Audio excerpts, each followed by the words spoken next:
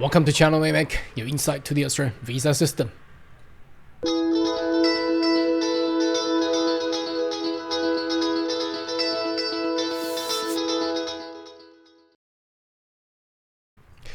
Good day everyone, my name is Karl, your online YouTube visa consultant. Are you interested about migrate to Australia? Why don't you consider to subscribe to my channel and turn on the bell on the side, so once we have all the updates and news, you'll be the first one getting all the insight. Now today's video is a little bit solo, should I say. There's not too much of an update, but I do get a lot of inquiries over the past years that a lot of the visa applicant who are interested about migrate to Australia and apply visa DIY, do it yourself by themselves, actually got themselves into a lot of troubles. Now that's why the topic is talking about, well, should you really use a migration agent for applying your visa application? So there's actually two things that we need to know, unless you are very precise and very, or should I say, extremely confident in your case, a matter that you're lodging through into the Australian immigration. Otherwise, it is always best to use a migration agent. And second question here is, how do you find a good and migration agent? Of course, I'm also we also practice as a migration agent here.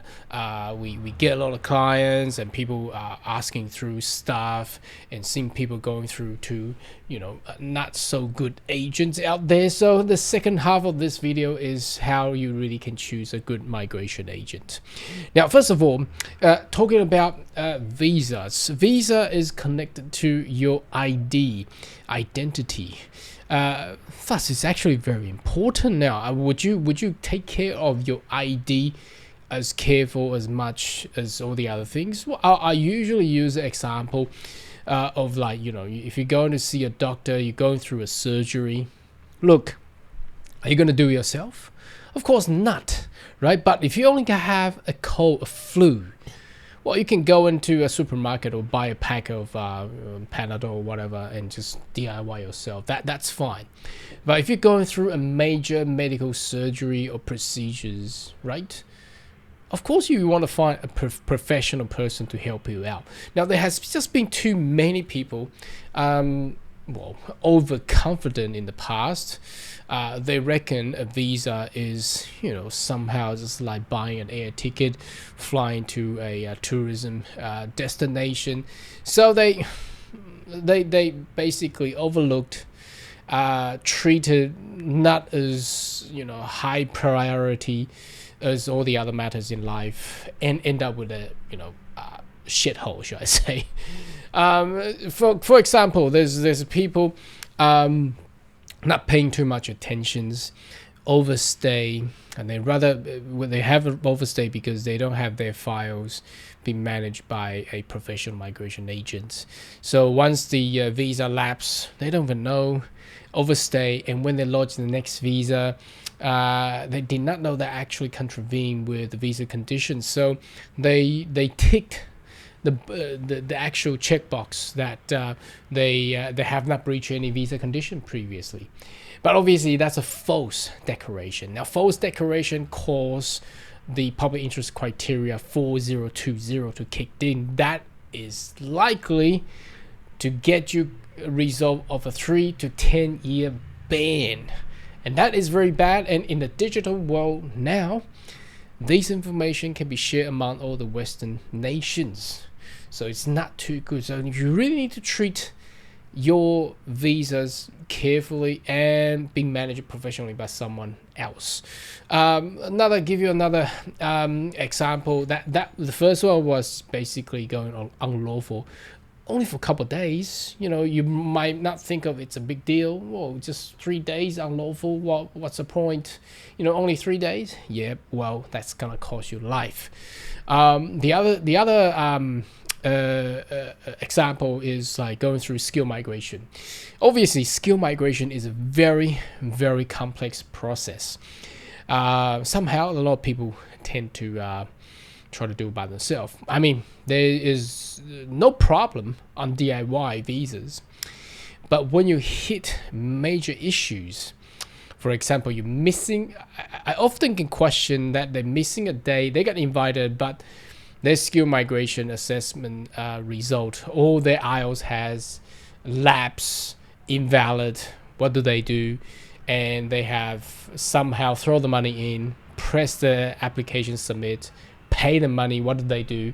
Well, there's not much you can do. You basically waste all those money, because invalid application or invalid IELTS or skill assessment result will cause a refusal visa. A refusal visa on this kind of ground is not likely. It's very unlikely, I should say. It's impossible to win at the appeal procedure. So that means all these money is wasted.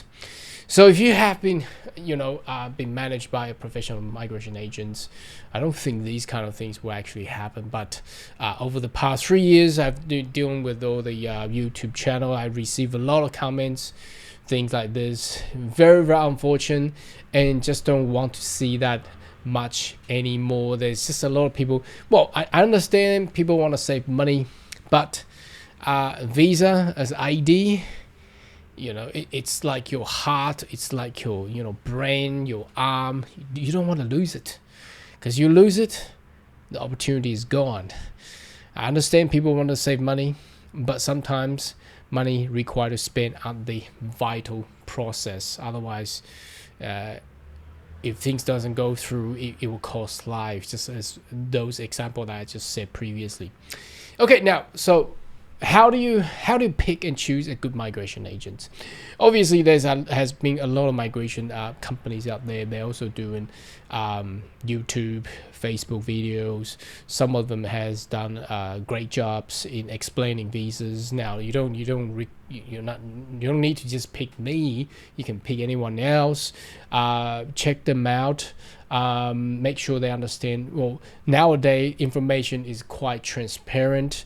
Make sure you read what's on the immigration website, and that matches to the migration agent's claim or advice. So you still need to do a little bit of study.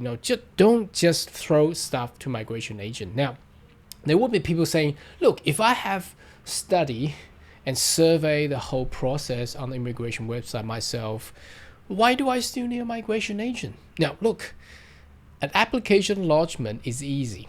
Now, the complex part is the process. And for example, some people might not, they got problem with the medical checks. How do you deal with it? Now, do you know the policy and law to actually deal and put a submission writing to immigration officer to actually get you through? How many times I have helped a lot of migrants lodging a visa application, and they have health issues where I could professionally help them to get that through. Now, that doesn't come at the beginning of the application. You don't even know, right? And what about all the other kind of stuff that asking, there are people being married, remarried, kids, adopted kids. There's so many complexity within one simple visa applications. So even though you have studied and understand the full process of the visas, having someone managed, it's quite well. It's like going to a surgery nowadays. You're gonna go through a surgery. Of course, you go on Google and find out how your symptoms or the course of the surgery will actually be like. But of course, you're not gonna do it yourself. You still let the professional doctor to do this surgery for you, right? You're not gonna do it yourself. Now, why are you going to do the visa for yourself then?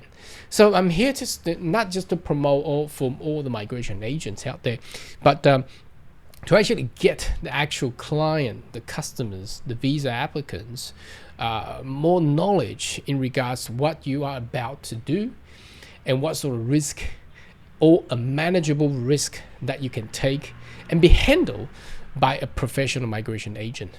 Wouldn't that be better? Anyway, should you have more question, query, more than welcome to leave a comment right down below.